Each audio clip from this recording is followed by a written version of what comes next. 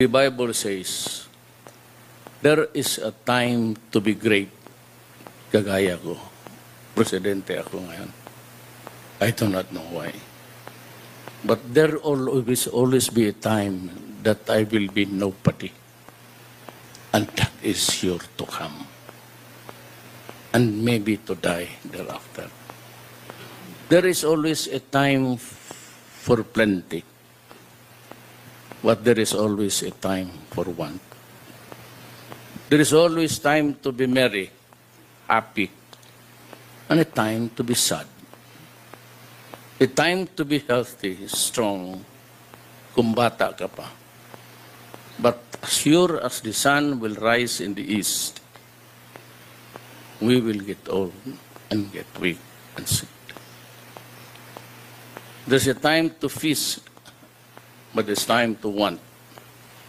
A time to be spending, may pera ka, but sometimes may problema. And a time for war, and a time for peace. And a time to be born, and a time to die.